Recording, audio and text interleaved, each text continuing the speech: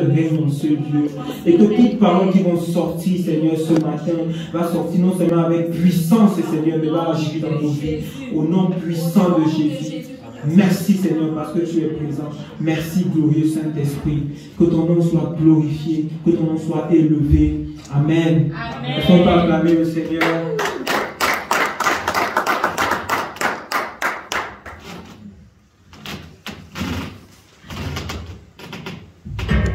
Jésus a gagné notre maître, notre guide. Amen. Celui que nous suivons a défié la mort. Amen. Alléluia. Nous devons être heureux dans sa présence. Et c'est pourquoi ce matin, nous devons être davantage plus heureux de servir notre maître, de servir notre guide, de servir notre maître, de servir notre guide. Ce jour, c'est pour toi et pour moi un jour de victoire. Alléluia. Bien-aimés, nous ne pouvons pas célébrer ce dimanche ici comme n'importe quel dimanche. C'est un dimanche particulier que nous avons choisi pour honorer la victoire de la vie sur la mort. Alléluia. Amen. Donc nous allons chanter. Chanter. Le chant qui dit Dieu Tout-Puissant. Je ne sais pas si on peut nous afficher ça, bien-aimé. Le frère Maurice peut nous afficher le chant Dieu Tout-Puissant. Oh frères et sœurs, tu ne peux pas passer ce jour comme si c'est un jour singulier pour chacun de nous. C'est un jour pour chacun de nous, un jour singulier. Pas n'importe quel jour. Bien-aimé, c'est la victoire de Dieu sur le péché. C'est la victoire de Dieu, de Jésus sur la mort. C'est la victoire, c'est pour nous, bien-aimés. Dieu nous a donné cette victoire et nous devons être heureux. Nous devons être heureux comme tous les autres jours, frères et sœurs. Comme tous les autres jours, frères et sœurs. Nous sommes enfants de Dieu et l'esprit qui a ressuscité notre maître, c'est le même esprit qui vit en nous. Amen. Amen. Amen. Qui est heureux d'être dans la présence de Dieu? Tu lèves seulement ta main, bien-aimé. Si tu es heureux d'être dans la présence de ton Père, sois béni au nom puissant de Jésus-Christ. Amen. Donc, nous allons célébrer notre Seigneur avec un autre chant. Dieu Tout-Puissant, quand mon cœur considère tout l'univers créé par ton pouvoir, le ciel d'azur, les éclairs de tonnerre, le ciel matin, tous les ombres du soir, de tout mon être, alors s'élève un chant. Dieu Tout-Puissant, que tu es grand, de tout mon être, alors s'élève un chant. Dieu Tout-Puissant, que tu es grand, quand par les bois ou la forêt profonde,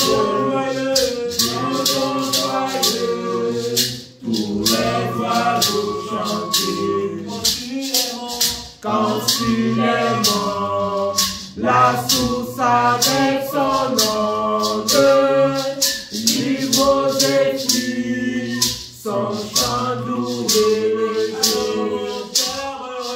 Mon cœur heureux s'écrie à chaque instant, ô Dieu d'amour, que tu es grand. Mon cœur heureux s'écrie à chaque instant, ô Dieu d'amour, que tu es grand. Mais quand je songe au sublime mystère, que Dieu si grand a pu penser à moi, que son chef et que je suis l'héritier du grand roi. Mais quand je sors au sublime mystère, qu'un Dieu si grand a pu penser à moi, que son cher fils est devenu mon frère, et que je suis l'héritier du grand roi. Alors mon cœur redit la nuit le jour que tu es bon, ô Dieu d'amour. Alors mon cœur redit la nuit le jour que tu es bon, ô Dieu d'amour. Oh, éclatante lumière s'élèvera de son trône éternel, et que les sangs, les douleurs de la terre, je pourrai voir les splendeurs de son ciel. Je le dirai dans son divin séjour. Rien n'est plus grand que ton amour. Je le dirai dans son divin séjour. Rien n'est plus grand que ton amour. Rien n'est plus grand que ton amour. Rien n'est plus grand que ton amour. Rien n'est plus grand que ton amour. Rien n'est plus grand que ton amour. Merci Seigneur parce que rien n'est plus grand que ton amour, Père de grâce. Merci Seigneur parce que rien n'est plus grand que d'être dans ta présence, Seigneur. Merci Père parce que tu es avec nous, Papa. Nous te bénissons pour ce jour extraordinaire, pour tous les autres jours, Père de gloire. Nous te bénissons pour la vie de chacun de nous, Papa. Papa, même pour ceux-là qui n'ont pas pu être présents, Seigneur, nous les bénissons au nom puissant de Jésus-Christ. Que si toi tu en es, que tu reçoives la grâce et la bénédiction du Seigneur Jésus-Christ dans ta vie au nom puissant de Jésus. Amen. Amen. Amen.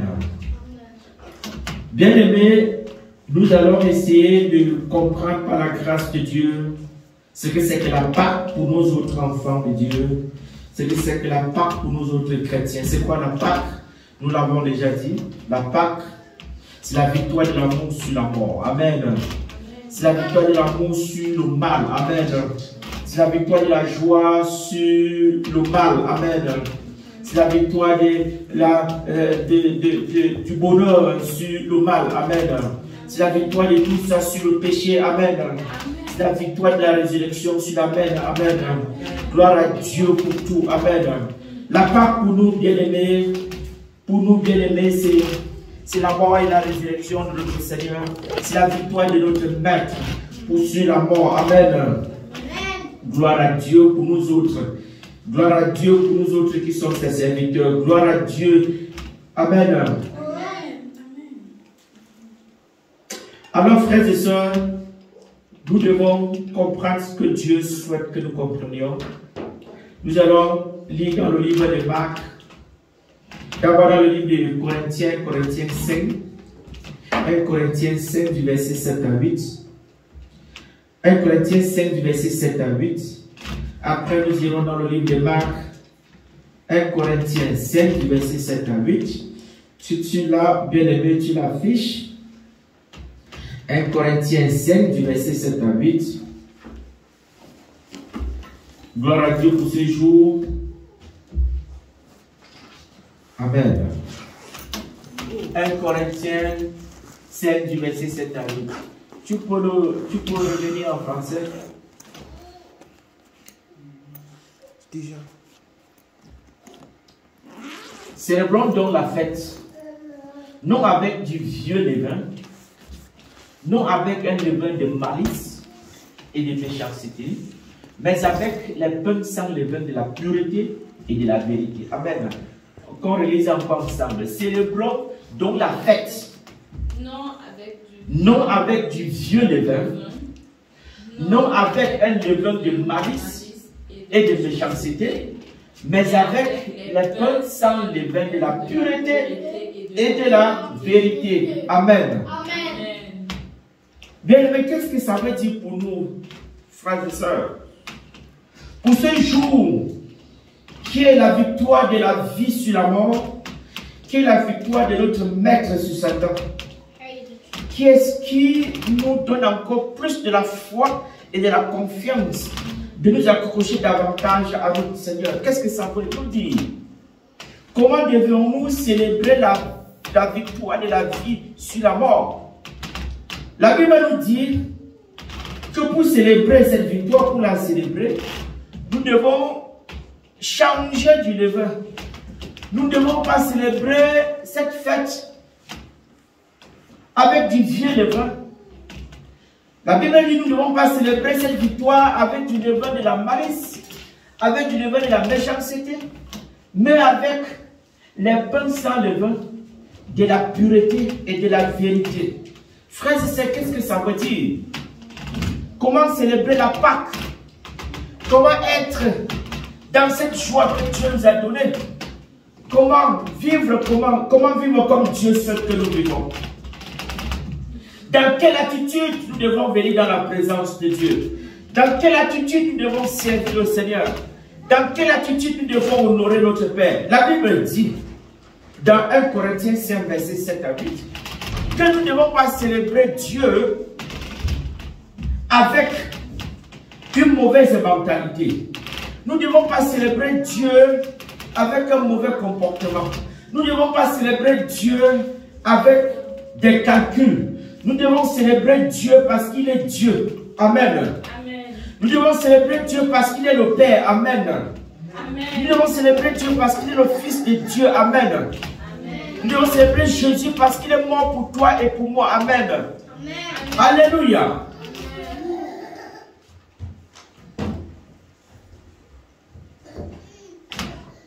Je bénis Dieu pour ce jour qui nous permet de comprendre comment nous devons l'honorer, qui nous donne la capacité de comprendre comment nous devons être dans sa présence. Frères et sœurs, comment viens-tu dans la présence de Dieu? Comment vis-tu ta vie? Comment restes-tu? Comment vis-tu dans ta maison? Est-ce que c'est Dieu qui est présent? Ou c'est quoi qui est présent avec toi? Comment vas-tu à l'école? Comment vas-tu au travail? Comment te comportes-tu dans la société? Dieu dit, aussitôt que tu es son fils et tu es son enfant, alors tu ne dois pas le célébrer avec du vieux levain. Tu ne dois pas le célébrer avec un levain ancien. Non, tu dois changer. Tu dois complètement changer, frère. Qu'est-ce que ça veut dire? D'être avec Dieu et ne pas comprendre qui il est. Mais pourquoi vivons-nous avec le Seigneur et nous ne comprenons pas ces choses? Dieu dit, ce qui nous bloque et ce qui ferme nos yeux, c'est que nous ne comprenons pas qui il est. C'est que nous le célébrons. Nous le célébrons avec des attitudes ou des comportements, une mentalité qui ne devrait pas avoir lieu. Nous devons changer complètement notre style de voir, de célébrer et de vivre la vie que Dieu souhaite que nous vivons. Amen. Le Seigneur dit, célébrons donc la fête, qui est la fête de la victoire de Jésus sur la mort. Non avec du vieux levain, non avec de mauvaises habitudes, non avec du regret, non avec du chagrin, non avec la méchanceté comme les pharisiens et les sadducéens, non avec de la jalousie. Non, avec tout ce qui peut t'empêcher d'être dans la présence de Dieu. Frères et sœurs, le vieux levain, c'est quoi? L'ancien levain, c'est quoi? D'où viennent toutes ces choses? Alors nous allons lire pour comprendre encore d'autres choses que Dieu sait que nous comprenons aujourd'hui. Nous allons dans le livre de Marc. Marc 8 du verset 14 au verset 21. Marc 8 du verset 14 au verset 21. Marc 8 du verset 14 au verset 21. Marc 8 du verset 14 au verset 21.